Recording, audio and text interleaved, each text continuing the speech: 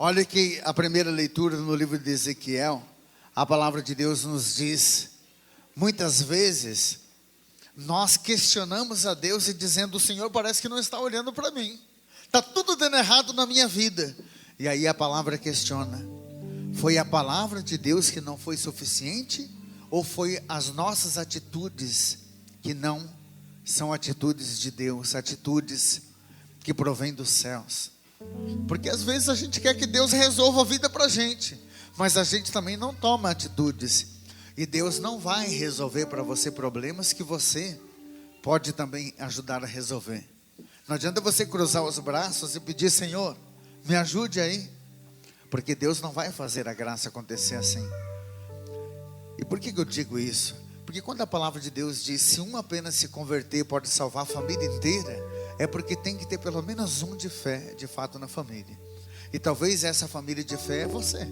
Dá uma olhadinha para trás para você ver se na tua família inteira você não é a pessoa que mais participa na igreja, que mais frequenta, que mais se preocupa com Deus. Talvez os outros não estão nem aí.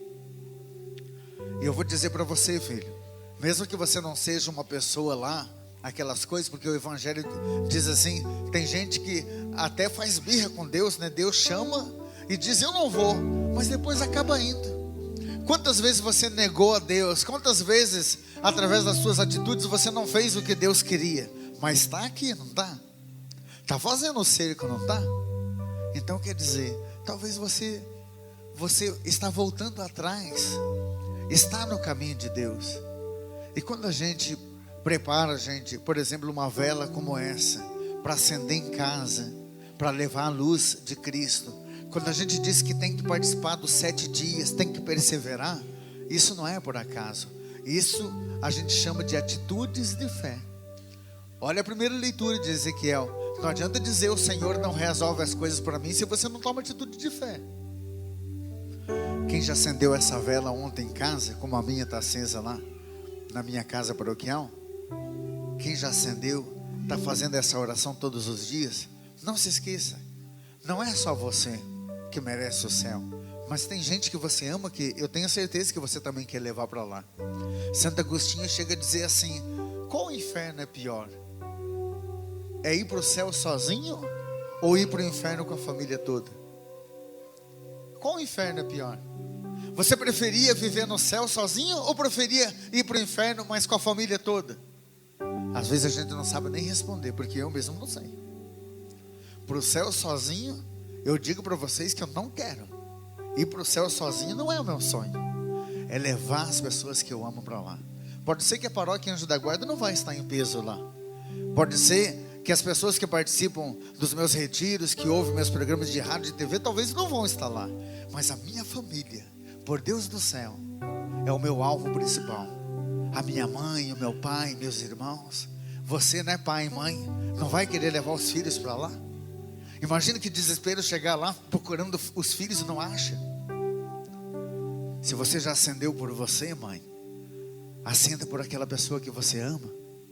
Parece tão insignificante acender uma velinha, né? É como quem diz, vai resolver o que isso, padre? Mas é um sacramental da igreja. É Deus que vai agir.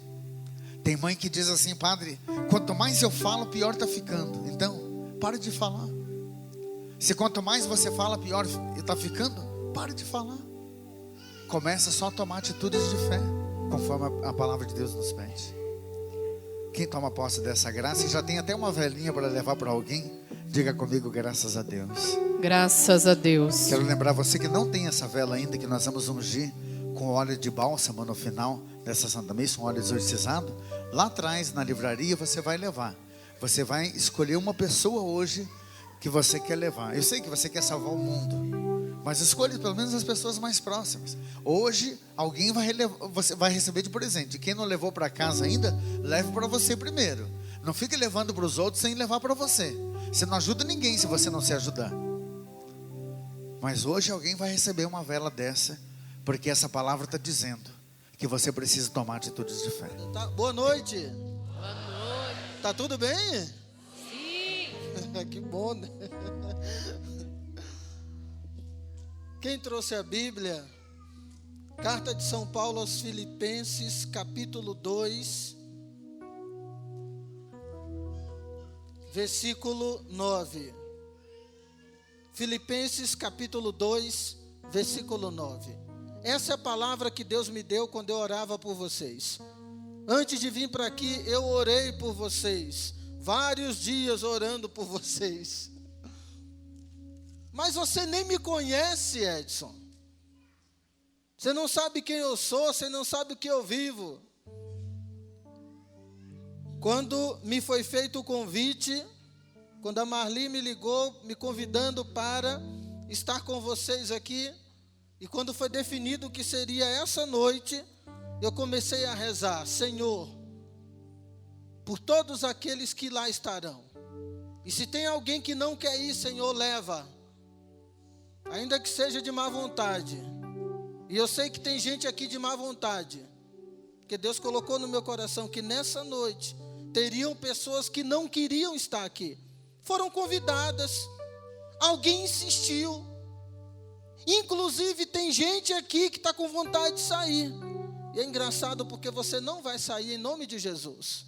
Amém. Algo te segurou aqui. Você ia embora depois da missa. E você ainda se programou assim, ó. Quando o padre encerrar a missa, quando eu comungar, logo ali no finalzinho eu saio. E é interessante porque alguma coisa te segurou aqui. Eu só não vou pedir para levantar a mão para que você não fique envergonhado. Mas se tiver coragem também pode levantar, não tem problema. Mas eu não vou pedir isso. Mas o Senhor colocou no meu coração. E que bom que você ficou. Porque essa palavra é uma palavra de libertação para você nessa noite. Escute.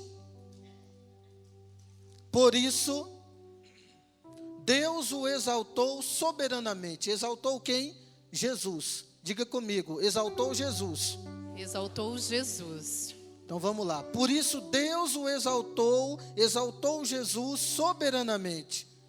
E lhe outorgou o nome, quer dizer, lhe deu o nome que está acima de todos os nomes, para que ao nome de Jesus se dobre todo o joelho, no céu, na terra e no inferno.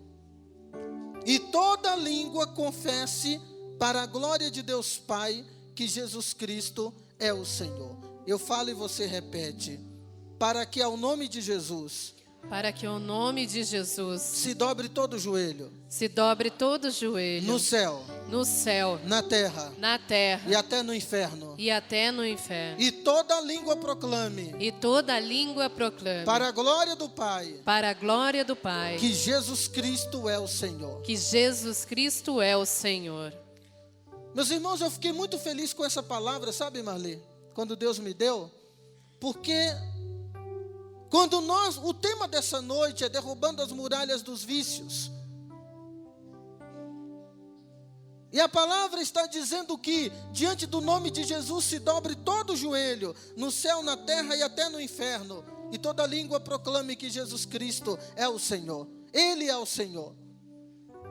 Ele é o Senhor. Ele é autoridade sobre a minha vida. Ele tem que dominar a minha vida.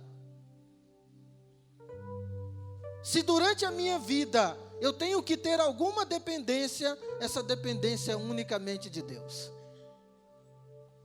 O único que eu devo depender é Deus. Se há um vício que eu devo ter, é o vício de ser de Deus. É o vício de buscar as coisas de Deus. É o vício de mergulhar no coração de Deus. É a dependência de Deus para tudo. Por isso essa palavra é muito importante para nós. Jesus Cristo é o Senhor. Diga, Jesus Cristo é o Senhor. Jesus Cristo é o Senhor. Meus queridos, falar de vício é muito amplo. É um tema muito amplo. Até porque a gente pensa, quando se fala em vício, a gente já imagina o usuário de droga, seja lá qualquer tipo de droga, e o vício ele vai além disso. Ele vai além. E o padre, aqui no final do momento da comunhão, ele rezava, e foi interessante o que Deus colocou no coração do padre, porque vindo para cá, a gente veio rezando no carro, eu vim com a minha esposa, Ivanete, e a gente tem o costume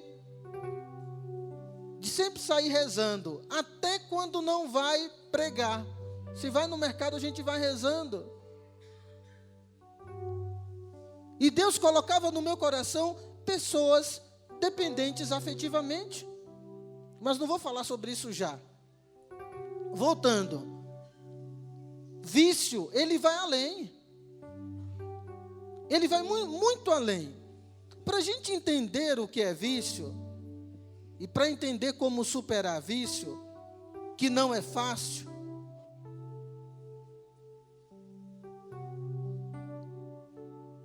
mas é desafiante. É desafiante e é possível. Existem vários caminhos para a libertação de um vício. O grande problema do vício é que acontece com o vício o que acontece com alguém que é sequestrado. Algumas pessoas que são sequestradas, sequestro, né? Vocês já ouviram falar de sequestro, né? Infelizmente acontece. Algumas pessoas desenvolvem um problema quando são sequestradas, chamada síndrome de Estocolmo. O que é essa síndrome? A pessoa, ainda sabendo que ela está num ambiente de perigo, ainda sabendo que ela está sequestrada, ela desenvolve uma afeição. Ela se afeiçoa ao sequestrador. Alguém já ouviu falar dessa síndrome? Síndrome de Estocolmo? A pessoa se afeiçoa ao sequestrador. Isso existe. Isso é um problema psicológico que o sequestrado adquire. Com o vício não é diferente. O que é o vício? Uma dependência. E a pessoa se afeiçoa ao vício. Ela desenvolve um apego ao vício. E por isso não é fácil deixar o vício. E aí muita gente desinformada cai no erro de dizer, mas fulano é sem vergonha. Imagina, nós estamos orando, fizemos cerco de Jericó, as muralhas caíram, aleluia, glória a Deus. Mas ele é sem vergonha, é um viciado. Não, a gente tem que entender, porque a pessoa, não necessariamente ela é sem vergonha, como se fala. Ela adquire uma dependência e até mesmo uma afeição ao vício. Por exemplo, existe o vício, o apego, a dependência afetiva. Existem pessoas que se viciam afetivamente.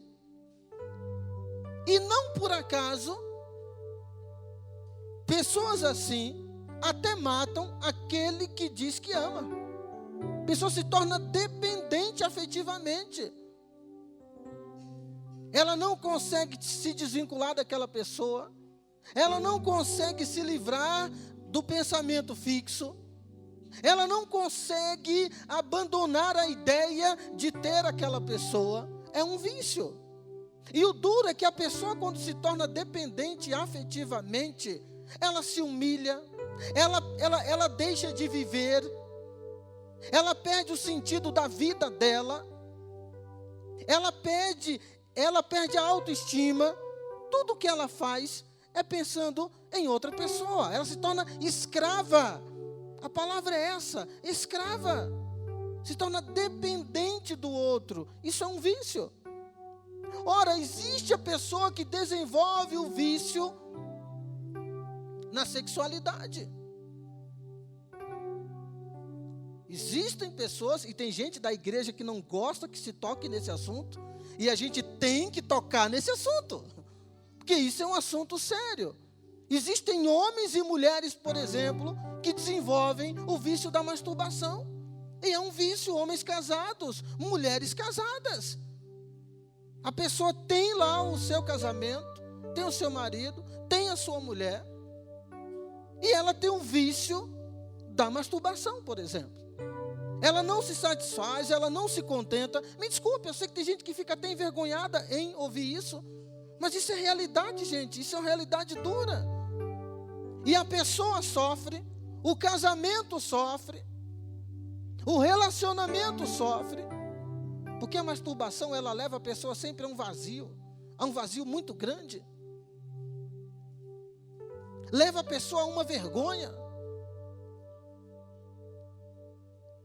Leva o relacionamento à derrocada. Quantas mulheres que não conseguem ter prazer no seu casamento, porque o marido viciou-se em masturbação. E na hora que o casal está ali para ter a relação sexual, que é algo puro, que deveria ser algo natural, espontâneo,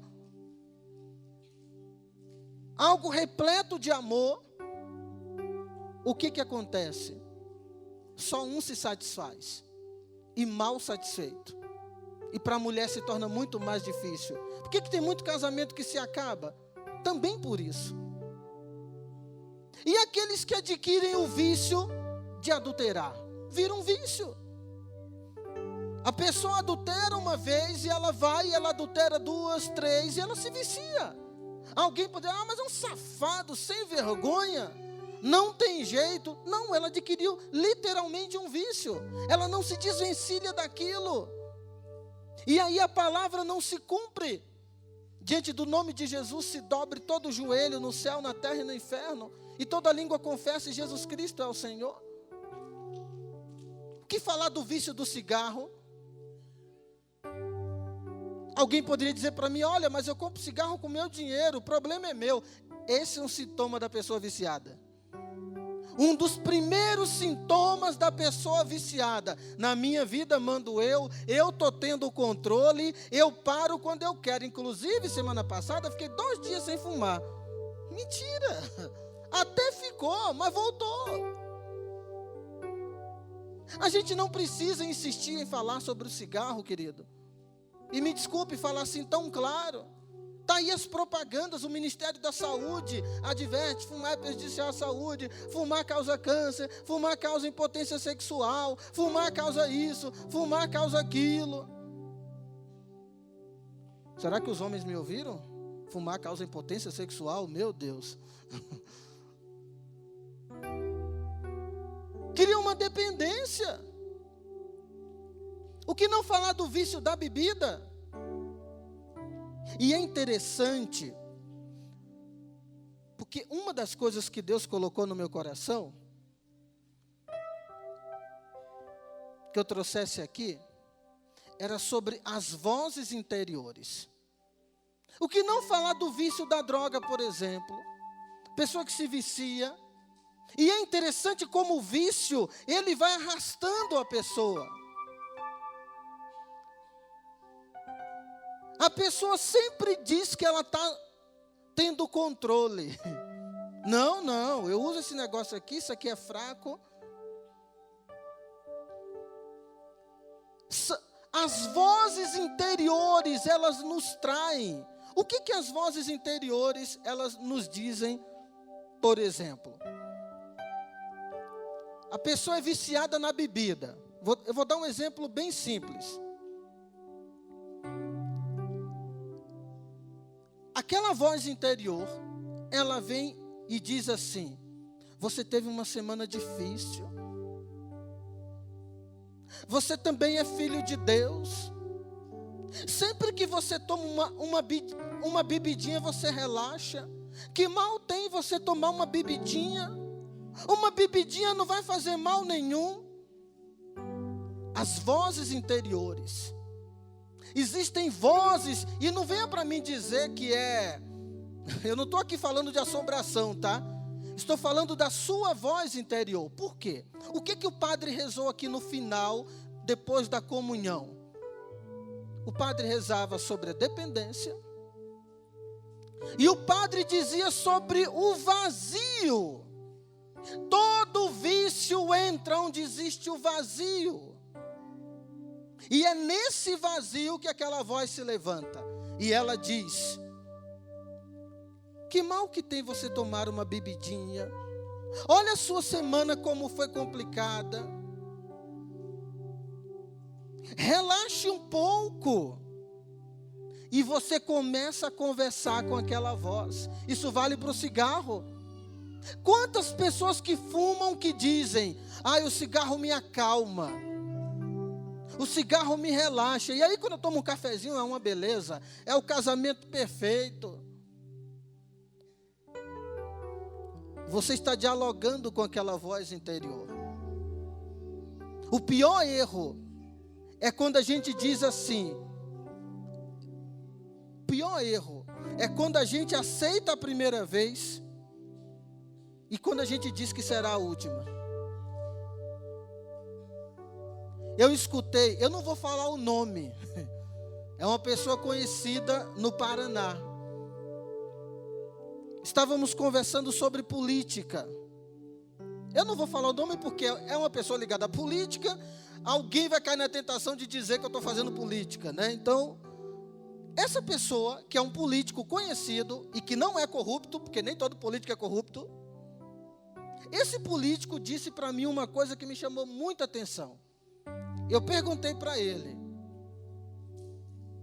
o que levou o senhor, nesses anos inteiros estando na política, porque eu acredito que o senhor não é corrupto. Eu acredito, falei para ele. E ele disse, eu falei assim: o que lhe levou a se manter longe desse mar de lama que é a corrupção? Eu escutei o seguinte: Edson, o grande problema é aceitar a primeira propina. É só não aceitar a primeira. Você nunca vai aceitar a segunda, nem a terceira e nem a última. E depois ele disse, ficamos em silêncio um bom tempo, e ele me disse assim: e o grande erro é quando depois que aceitou a primeira, você diz que vai aceitar a última porque será a última. Porque a última nunca vai chegar. O vício é a mesma coisa. O vício é isso. É você, diante do seu vazio, ceder às vozes interiores. Por exemplo, a pessoa que viciou-se em comer. A pessoa viciou, ela engordou, ela está acima do peso, ela está infeliz, ela está insatisfeita, se é que está. Porque para mim é o seguinte: se não está, que se dane o mundo. Mas você está infeliz, sua saúde não está bem.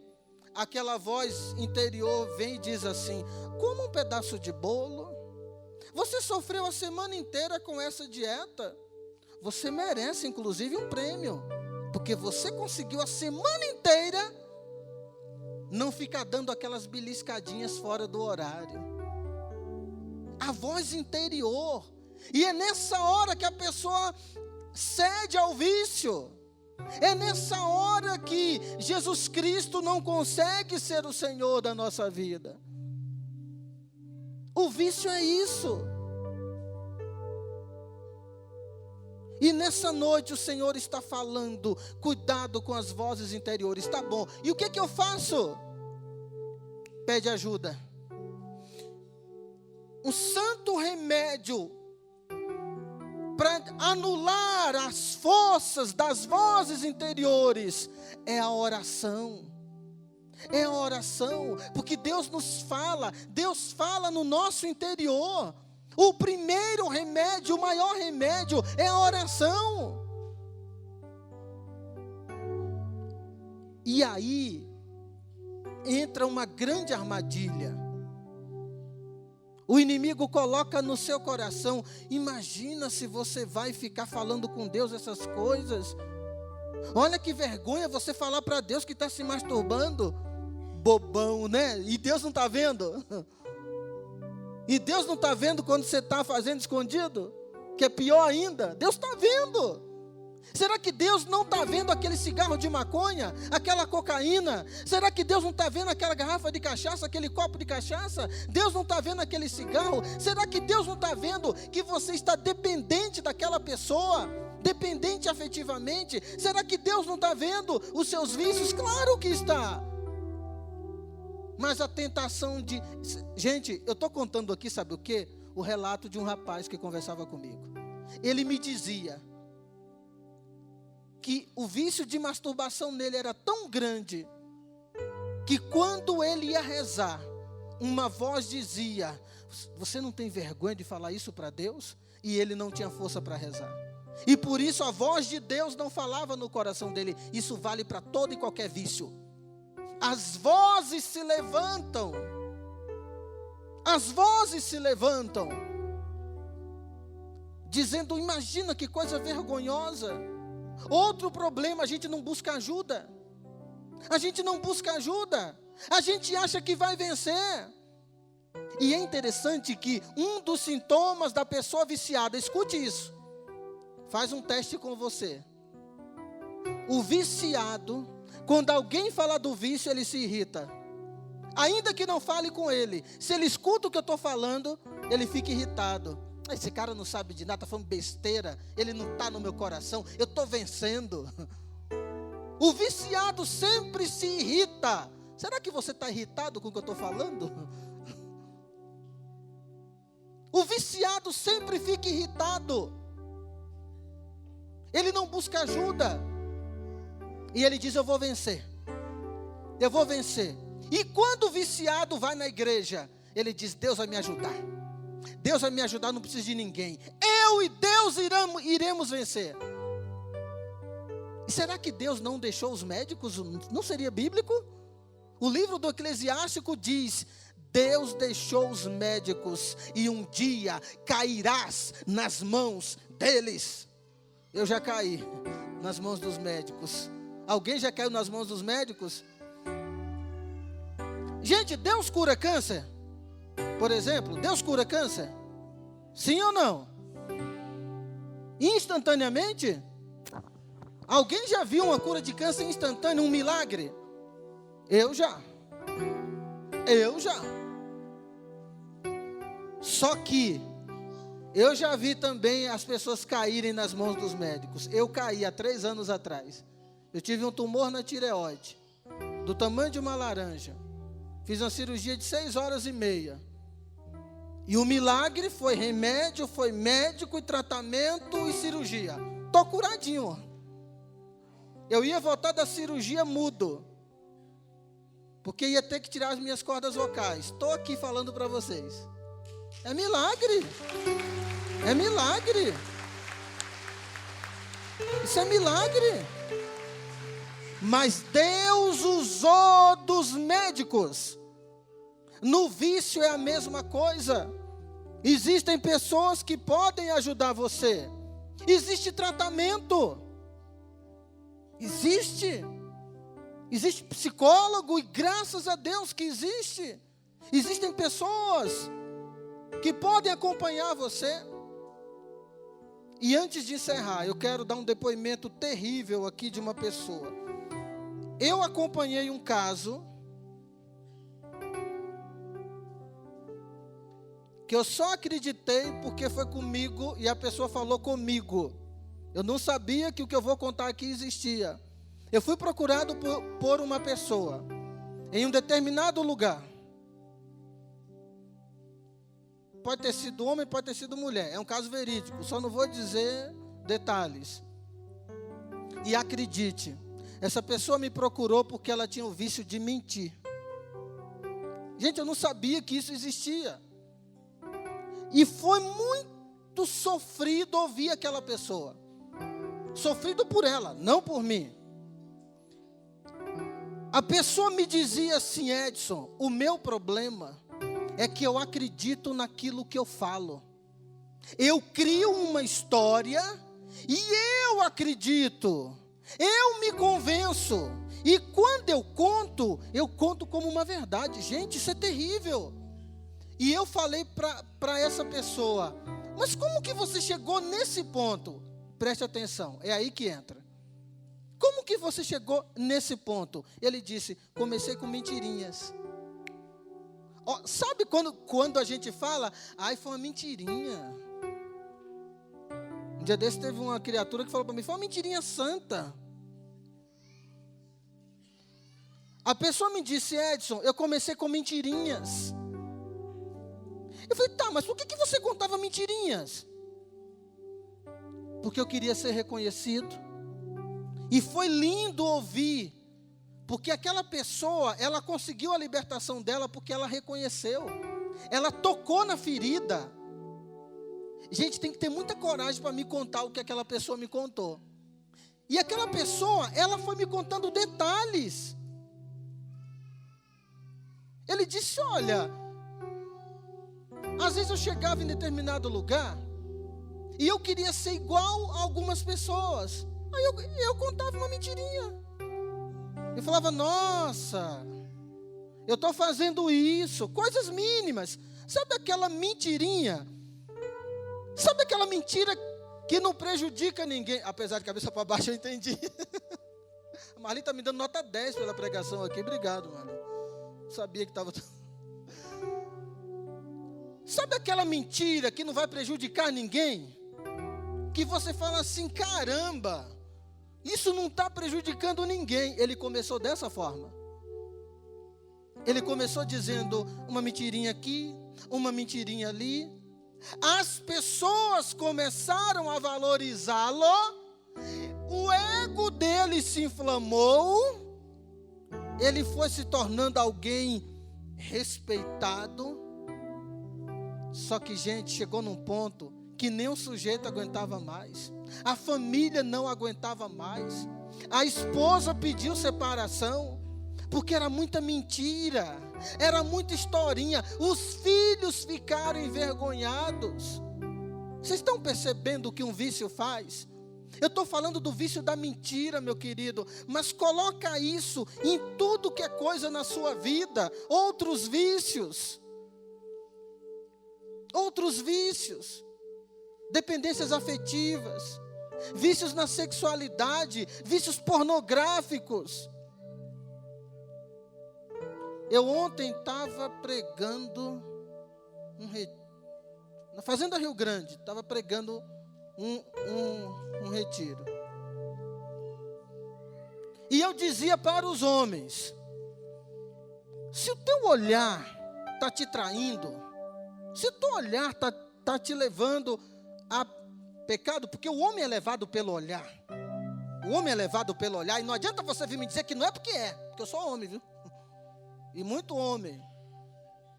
O homem é levado pelo olhar. E eu dizia para os homens no retiro ontem, se o teu olhar te traiu, te encaminhou, e me desculpa que eu vou falar aqui com todo respeito ao nosso Senhor, mas Ele sabe muito bem disso, e o sentido aqui é de libertação e de cura. Não estamos aqui para ser curado e liberto?